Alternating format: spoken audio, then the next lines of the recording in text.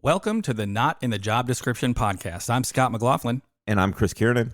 No matter what type of job you've had, there were situations that happened to you during work that you couldn't wait to tell your friends about. We interview a variety of guests about some of their crazy stories from work, from entry-level food service industry jobs to doctors and attorneys. We will explore funny, gross, embarrassing, scary, and sometimes almost unbelievable stories that people have experienced while on the job. Keep in mind that our guests or the companies they work for may be masked in order to protect the innocent, or maybe even the guilty.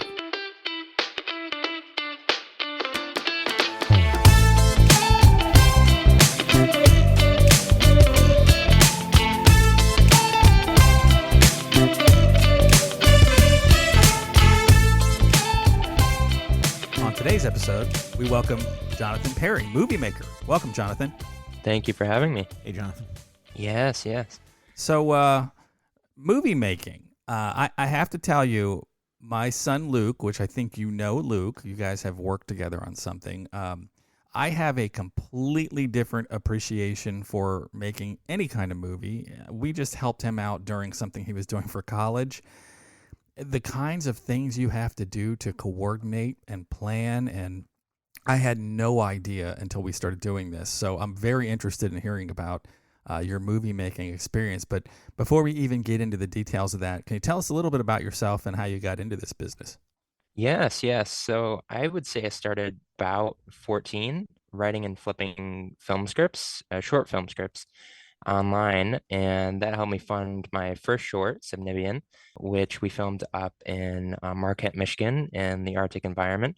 And that was filmed, I just chose the hardest film I could make really out of all my scripts just to see how challenging I could learn from. As far as that production, we did it on a iced over pond. So we had, people falling through the ice. We tried to keep it as safe as possible. At the time I was 16, and yeah, that was a huge challenge, and I learned a lot from it. And then after that, I went on to make Crookery, and that short was filmed at the peak of COVID in Ohio. So that was a learning process as well, more of an indoors film. Through that, I got involved with gaming companies and started writing, directing for games, video game trailers, which is great. It's like having an unlimited budget, but in a video game, so you can write anything you want, and animators animate it. After that, I got involved with the film I'm doing right now, Sentinelese, which is in post-production. But that started over a couple years of research. So it's been a wild ride. That's pretty cool. We talked to somebody that was a production assistant, and they kind of just fell into that world. It sounds like you've known all along that you kind of wanted to be in this industry, right? At 14, I mean, you were trying to write scripts and sell them. So what was even before then, like at 8, 9, 10, did you just have this bug to be in the entertainment industry? I actually kind of fell into it because at the time I was heavy into video games, actually, which so much so I was playing so much video games. I was kind of like, okay, what do I want to do with my life? Because you can only play like days and days of video games before you have an existential crisis. But it's kind of funny that now I write and direct for those games, which is great because that knowledge just came back to me, and I get to do both things that I love.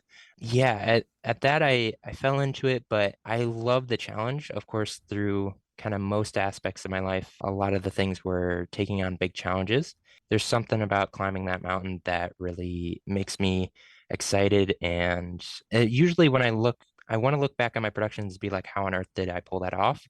And even though I did it, I still don't know how it all lines up and how it happens, but somehow it does.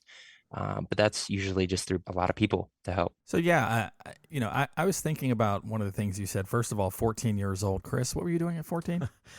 Yeah, nothing. Yeah, I wasn't doing anything. I might have been in trouble. I think I might have had a paper out, guaranteed. Right. So Jonathan, tell me, when you think about doing this movie, and I'm sure it's different for different types of movies, depending on whether you have some experience in the subject matter, but how much time was spent researching and planning and getting everything ready versus the actual shoot time for a movie? Because I've always considered like the faster that you have to have an entire crew in one area and everybody doing things. If you can tighten that up, I'm sure that helps with expenses. But what percentage of the time is spent researching versus actually production shooting? Yeah, yeah. So that was a new process for me on this one since I had heavier research. I started working on development for this film the day after I filmed Cookery.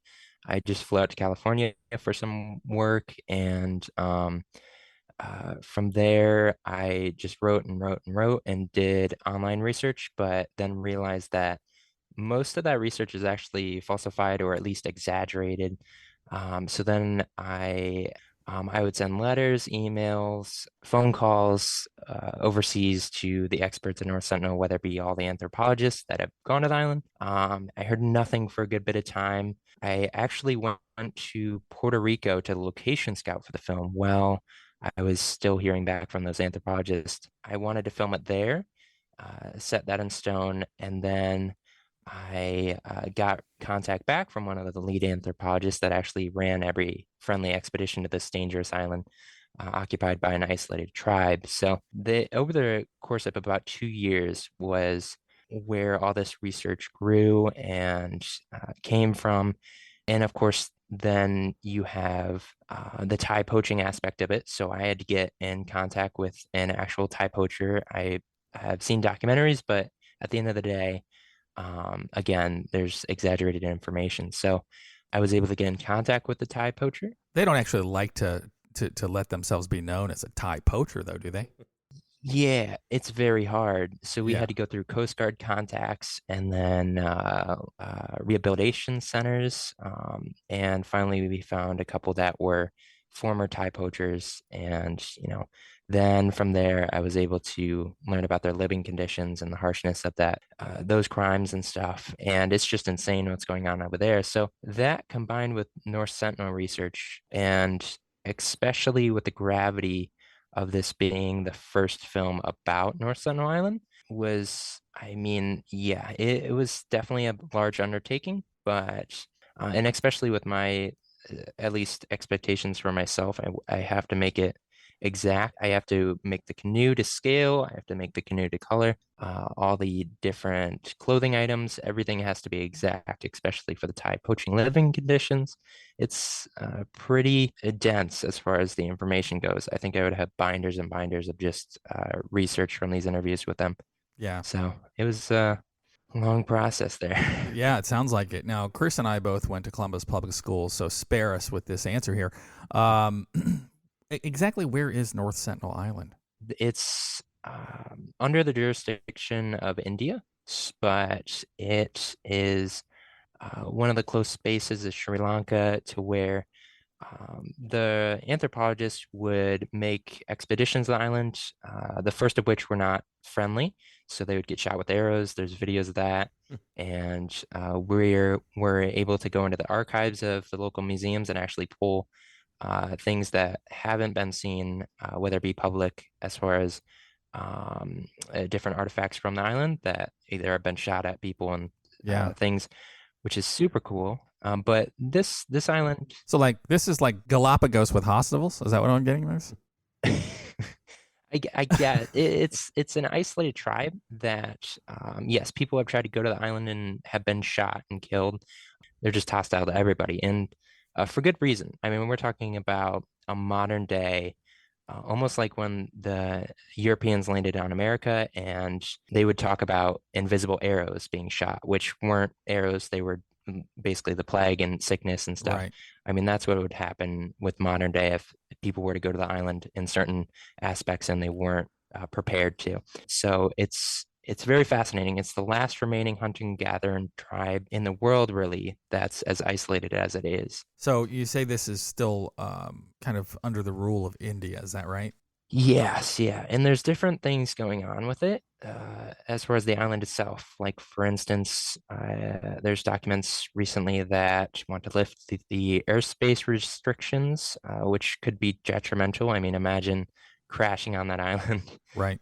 It wouldn't be good news for anybody in that scenario. But there is, of course, international waters are around it, and that's where poaching takes place. So with this film, we wanted to theorize, and it's probably happened in the past, at least closely, where fishing trawler runs aground on North Sentinel. We uh, it's there's actually shipwrecks on the island that you can see on Google Maps, but um, and what's funny is the on Google Maps, the island has a 5-star review by a lot of people, Yeah. uh, which I have not been there.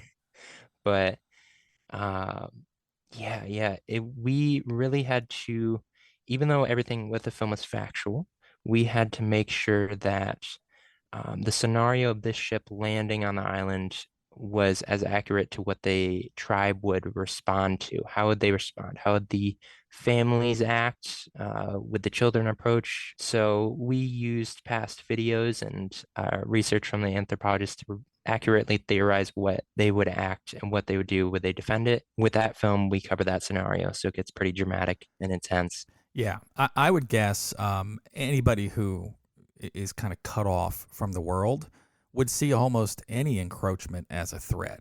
You know, I can't imagine. I think that's what everyone does, right? I think that's just Yeah. very tribal in nature. Something's going to come and introduce itself that you're not aware of. Let's kill it. I mean, that's been what's happened throughout history. Our anthropologists have run the first friendly expeditions to the island. So they brought coconuts, and it was a long waiting process for that to happen. They've actually planted trees on the island, which is insane. And I mean, even the communication there, one sudden movement can just mean that they got to get out of there. So there's very odd movements with the tribe where they might show their backside if they don't like you, or certain universal language also that we took from these experiences and used it to make sure this was as accurate as possible. So you said you started on this right after Crookery. Where did the idea come from? Is it something that had kind of been in your mind for a while? Like maybe you read a news article about this island, or how did you come about deciding that you were going to make a film about it? I did read some things about the island. The one thing I wanted to cover with this film is that I didn't see anything close up to them, and I rightfully so. No one should get close to the tribe. But I wanted to give the audience an opportunity to get up close to the tribe without endangering them or anybody trying that. Really, you see the tribe for what it is. It was just a fascination rabbit hole that I went down. Then, after learning about the Thai poaching aspects, it just became more insane. Of course, it's each film has to be harder than the last, so I don't think I could have challenged myself more than this one, production wise as well. I mean, it's just where do you start with it, really was the question. But and I started a lot of different places with trying to produce this film, and a lot of them ended up failing, but one route did work. So it's been a long process as well for that. So I'm very interested in some of the logistics of what you had to go through. I mean, certainly the story in itself is very interesting, and you know I can't wait to see this thing. But I'm thinking about the logistics. I've spent some time in the Philippines before, and I think about the security. I remember getting briefed like you do not go north, you do not go south, you stay in Manila. There are groups in the southern islands that will take you and hold you for ransom. And by the way, don't go north because there's other groups there. What was the security like around the area you were at? I mean, there has to be a certain amount of politics and things you have to get around. Can you share what your experiences were and what you learned, maybe things you didn't expect? When we location scouted on Puerto Rico, there was a little bit of security risk. There were parts that were like, yeah, don't go here, even though the beach we wanted to film at was in a part where they were like, yeah, don't go there. That kind of dipped my toe into what we actually had to go through on our other island. We ended up not finding our fishing trawler on Puerto Rico. We found it on St. Kitts and Nevis through Marine Assist and an excellent captain that was able to show me how the locals operate. But in the Caribbean alone, Puerto Rico is very different than anything below it in a way. It's a different world down there. Modern day, or at least the routes for production that we would take in the US were not working at all down there. They wouldn't work. It's word of mouth. We did press runs, social media runs just to find the fishing trawler, then actually figure out how we were going to film on this island. And I mean, this island's great. They have a film commission that is in the very, very early stages, to a point where, yeah, we didn't even get a permit for filming, and the permit we did receive was wrong in many aspects. So we did have to set a precedent for some methods down there, and I could really see that island prospering in the future. But with this island, we prepped for months and months just to film on this island. At first, it seemed impossible. A lot of people told us it was definitely impossible to find like a crew of 70 people. And not only that, 70 people in that could do filming and work on the production. And because they haven't seen anything like it down there, really, they've maybe seen a little bit of destination filmmaking, which is where you might pop over to an island to film a quick scene and Right. it's got a nice beach. But here we had to live on the island and I had to source all local crew. And so that means, yeah, I'm the only foreigner. I'm coming to this island as a, 20-year-old that had to lead this entire production. And in the months and months prepping for this, I actually got injured and shattered my kneecap on an electric skateboard. So there's a lot that was against us going up to it. I almost thought that the film was cursed in a way because we had another person have a skateboarding accident and break a bone, and then another person in a car accident, and then just a bunch of things that, yeah, went wrong during pre-production. But not only are you finding a crew on this island, we had to find the engineers that would make something that would be difficult for us to even make in the US. I mean, we're talking 20-foot outrigger canoes, Yeah. bows, arrows, and the clothing itself as well. Of course, you got to import that stuff into this. It's a different country. You got to import it into the country. I don't think I was prepared, even though we prepped a ton and all our crew is local. I don't think we realized what we were about to do on the island. All right. I have a question, Jonathan. The things that you're talking about, again, you're talking about creating. I've seen a rig on a car for a shoot. You're talking about using boats. I can only imagine that is a complete cluster. Like, what kind of a cost commitment did this have? Did you have investors? Is there a budget to this movie? Like, how did you get this together?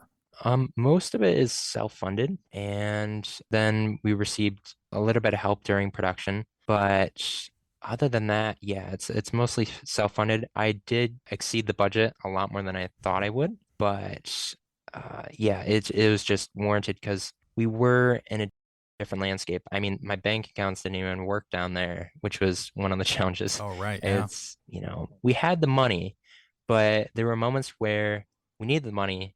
Money's on the island somewhere. Somebody has it, and Right. we don't know where it is. But it's like, yeah, most of it was self-funded, and it definitely grew as far as a costly endeavor. The canoe alone was very expensive um, to build. I mean, you're basically building a boat. They used a lot of the same methods, and then multiple boats. We had one that just needed to work, and of course hold people. And the fascinating thing about their canoes is that it's not like with a paddle. They have punts that push off the coral reef around North Sentinel Island.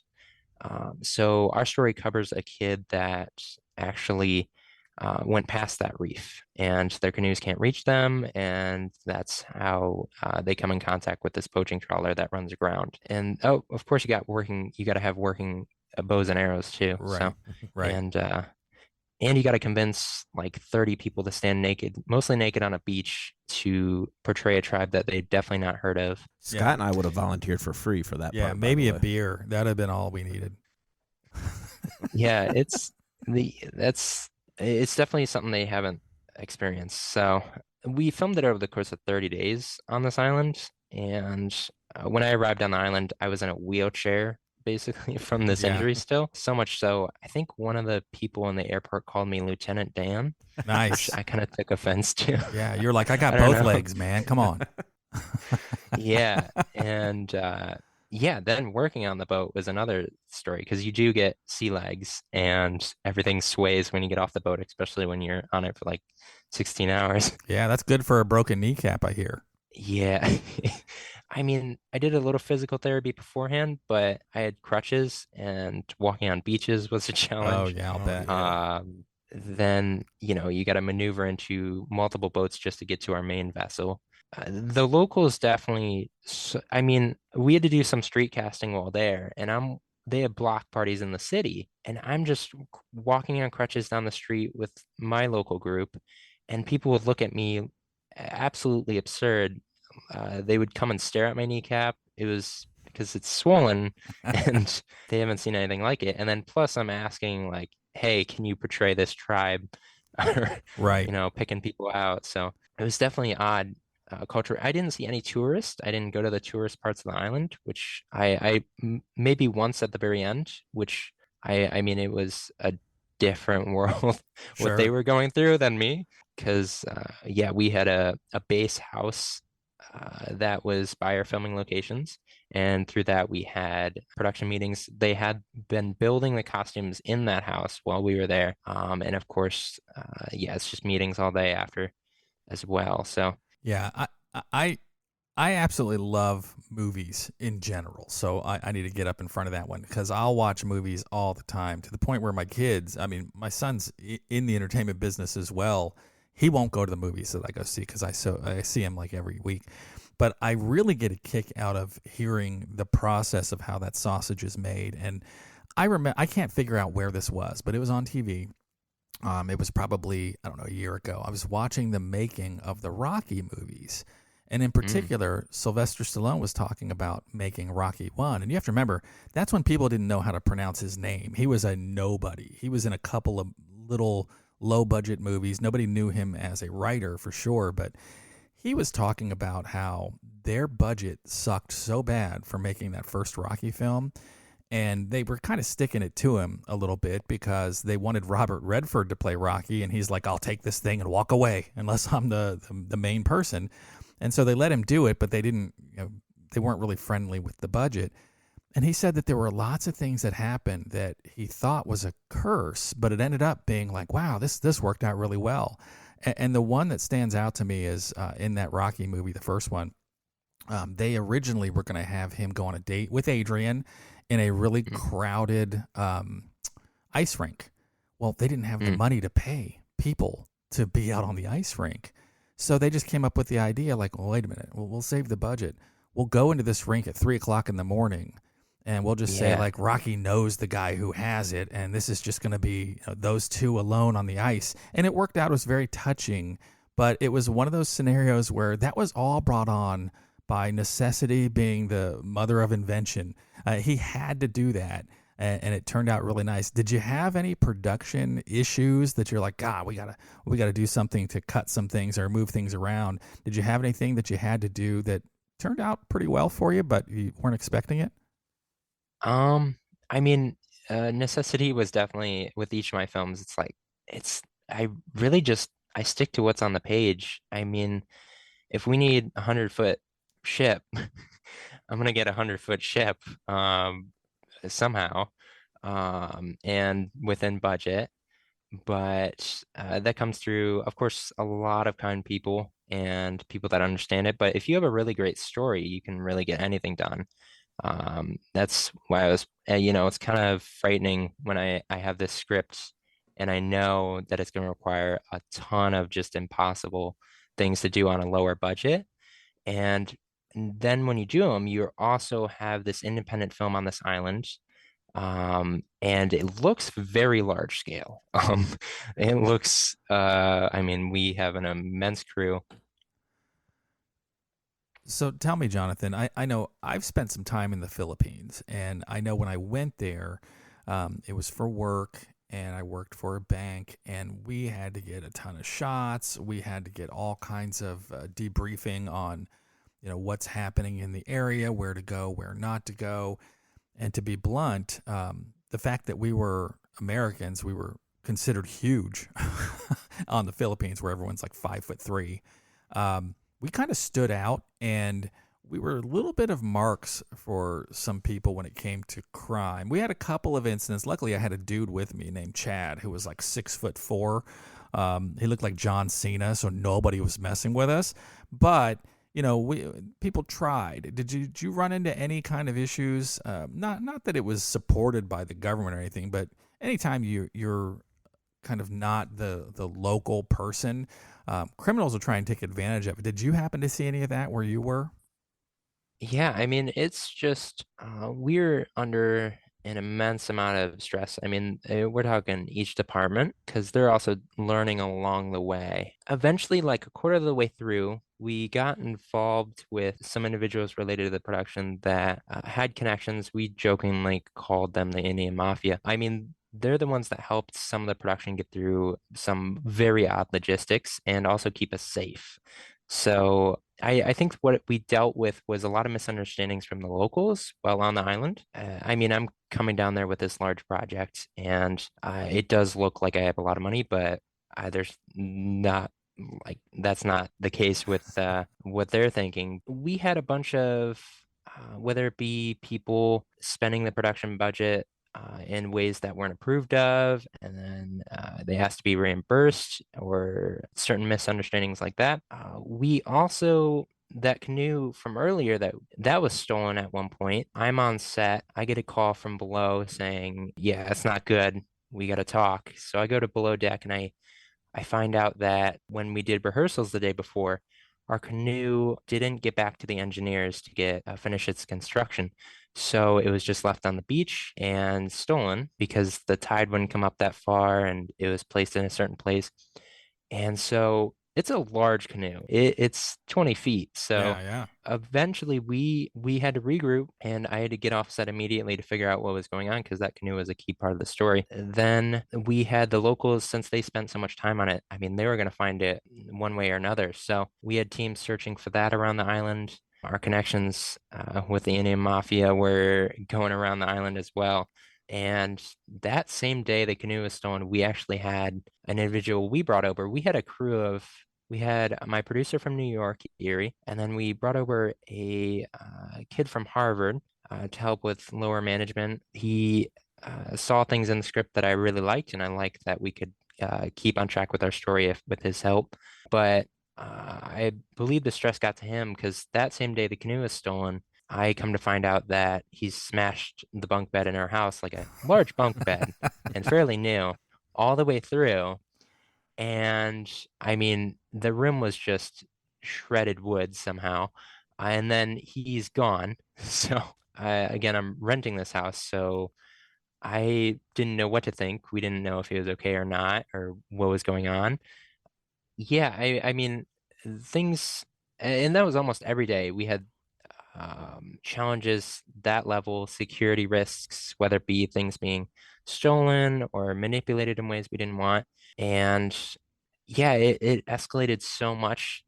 The day after that, I went searching for the canoe on the beach just to see where it was, what happened. And on the filming location where this canoe was you take a 15-minute dirt road through the woods to get to this beach, and it's an isolated beach, and it's commonly where smugglers come and land, whether it be drug operations, from what I heard.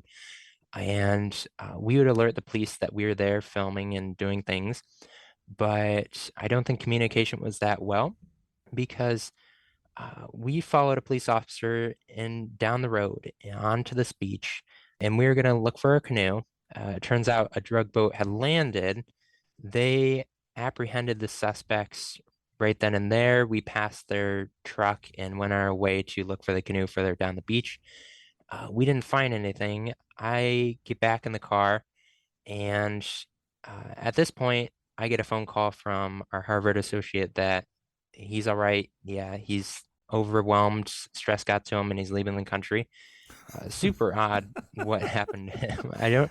So you It, didn't even get a chance to give him a beat down then. Is that what I'm understanding? Because, that would be, and he would be asking for it, right?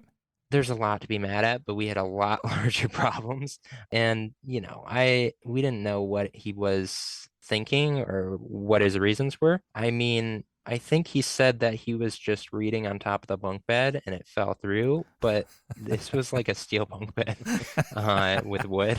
I would have expected that Harvard prepared him more for these scenarios. I would have thought too. So, none of these things we thought. He was fired from the production like a week before that for reasons my crew fired him. I didn't even fire him. Somehow it didn't get up to me, but yeah, we just had some issues here and there, but it wasn't that severe. And, he understood what we were doing. So it was just out of the blue for this serious occasion. But yeah, he lets me know he's all right. They had already located him on the island. Locals had seen him, and since the island's so small, we're talking like 30,000 people on St. Kitts. Right. They all talk. It's not hard to find anything, but we're still searching for this canoe. They let me know that he's all right. But again, yeah, he's one of three Americans on our production, me, my producer, and him. My producer and I are in this car heading back from finding nothing with this canoe on the beach. Yeah, we get the call. He's all right. Then down the road, we see a military vehicle, armed policemen as well, just armed to the gills, and they're heading our way straight for us. And then they start screaming and shouting for us to stop the vehicle and get out, hands up, all that stuff. I'm just confused. But it turns out that the first unit that apprehended the suspects didn't tell the second unit that they got the smugglers, so we were mistaken for them, especially since we looked of a different nationality. Yeah. At the time, we had also one of the caretakers of the house with us, and I mean, he was a sweet older man, just super sweet. And he's like, "I've never gotten a parking ticket," and all of a sudden, they're forcing him to the ground, and they're forcing all of us to the ground.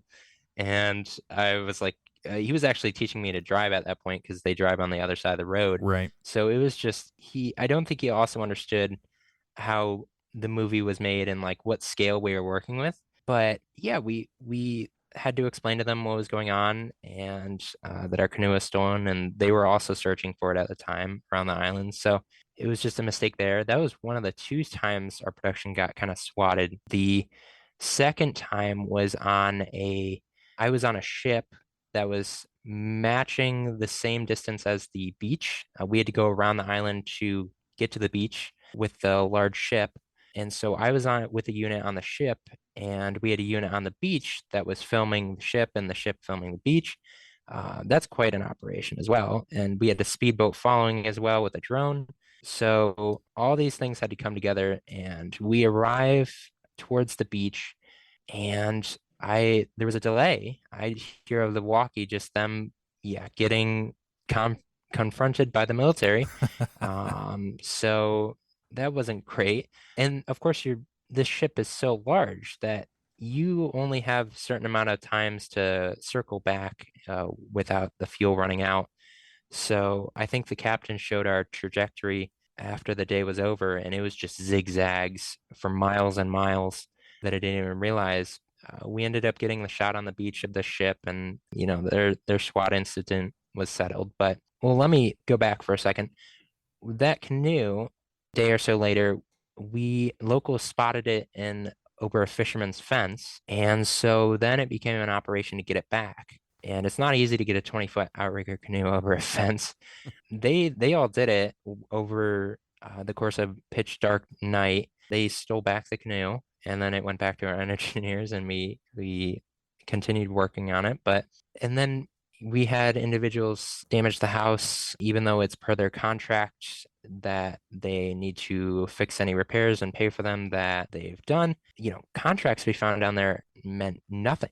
Even I was handing these people a contract and being like, "Hey, this is my word." Right. And they're like, "I don't want to sign it," or yeah, they didn't trust it. Well, did they even have a legal process if they didn't meet the contract needs, that you could go and like try to use the legal process to your to make it right? Yeah, they do have lawyers on the island. I think maybe that is a good point. Maybe it was harder and they just didn't want to get involved with that, or I Right. think it's because they've had bad past experiences with people coming to their island and providing work.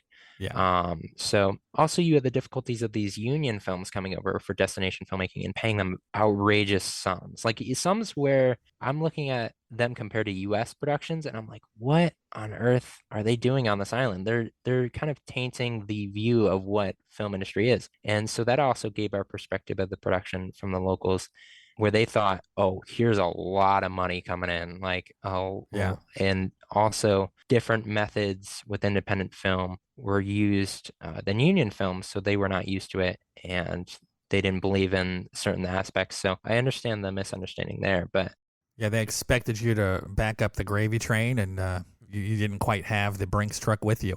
yeah, yeah. Well, the thing is, contractually, we did everything we needed to do and explained to them, everything that was going on. But I think that we had a couple instances where we were held ransom in some ways. Yeah. We had the canoe held ransom after it was stolen by an individual who didn't even have anything to do with constructing the canoe, which didn't make sense. They just called me up on set one day and was like, "Hey, you're not getting your canoe unless you pay me this amount of money." And then Nice I called move. the Yeah. person constructing the canoe, and they're like, "I don't know what you're talking about. I'm working on it right now." I'm like, what the hell is going That's enterprising, man. I got to give my hats off to that person. on? That's a And pretty then gutsy move. yeah, I mean, nothing prepares you for these things. At least I wasn't prepared. I didn't.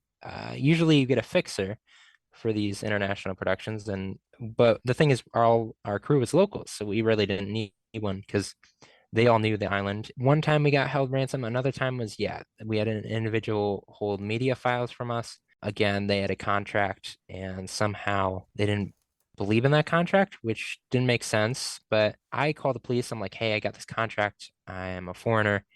And the police, they're like, oh, you're not being held ransom. It's just media. And I was like, well, it's on my SD cards and stuff. Right. And it's a physical thing you can steal, and they just didn't understand that it was like a media, and they didn't see it as stealing for some reason, and they also called the individual, and then that just inflames them more because Right. they're like, why did you call the police on me? These things just wouldn't fly in the US at all, like, Right. but again, it's the entire island's word against mine in a way in those situations. It's just a different world down there. Yeah, definitely there's a home court advantage that you're probably not going to get being the foreigner. Yeah, yeah. It's when people do damages to the house and they threaten to call the police. Well, yeah, if they call the police, my passport's blocked. I can get off the island, even though they're the ones in the wrong. I have to go along with it and yeah, just take the bullet there. So it's yeah, yeah. It was just all at some point it just became a matter of just getting off the island because it was just not great working conditions at all. And So let me ask, all these different obstacles and things, and you gave yourself a 30-day timeline. Did you end up getting everything done in your 30 days, or did some of these obstacles create additional days on the island, or? yeah, yeah. We finished everything in 30 days. We got it done. The one thing we did have to cut a couple scenes short with the canoe being stolen. But when we got it back, we got most of those scenes back. But then yeah, another challenge with those scenes itself as well is we had to level an entire beach landscape wise with construction just to get the aesthetics of the beach we're looking for. Right. And of course, you got to rake it and do a bunch of smaller things. But um, yeah, all these things, especially with working on Caribbean time, which is, of course, yeah, again, that delay of everything. It was rarely we would start on time, and that's even when people are paid. So, yeah, it's odd how it works down there. So you get through your 30 days, now you're back home. So, I mean, is the movie pretty much done, or are you still a lot of post-production to do, or when do you think it's going to be ready for distribution or to be put out there? So we're just starting off in post-production. It's going to be a 21-minute short film. We got a crew of about 48 people. The crew on the island was about 70 to 80 people. And yeah, it's taken some time as well to get those individuals and talented ones as well. It's just super duper dense, especially with the aesthetics behind it. But we'll have to have behind the scenes kind of few videos come out. But at the moment, we're posting behind the scenes on our social media, Sentinelese Film on Facebook, Twitter, and Instagram. I think I also now have a TikTok, Jonathan Perry Films, and I do have an Insta, Jonathan Perry Films. Yeah, what we're looking to do with this film is do a few screenings in person, and I want the individuals to, and I don't think I've said this before, I want the audience to have a direct Q&A with the Sentinelese expert and a Thai poacher themselves. And then, of course, we'll go through film festivals as well. All right. Well, thanks again. And maybe one last time here, could you tell us the name of the movie and when it does come out, is it going to be released? I know you said film festival, so will it be like in theaters or will it ultimately end up on streaming, or is that something you're still trying to kind of work through? You can go follow the film at Sentinelese Film on Instagram, Facebook, and Twitter. And of course, myself on Instagram, Jonathan Perry Films. That will get you all the updates up until the release. But you can see some of the insane BTS on those social media platforms. That's awesome. Well, hey, Jonathan, we really thank you for joining us. As we wrap up, this is the time I ask Chris the question, what did we learn today?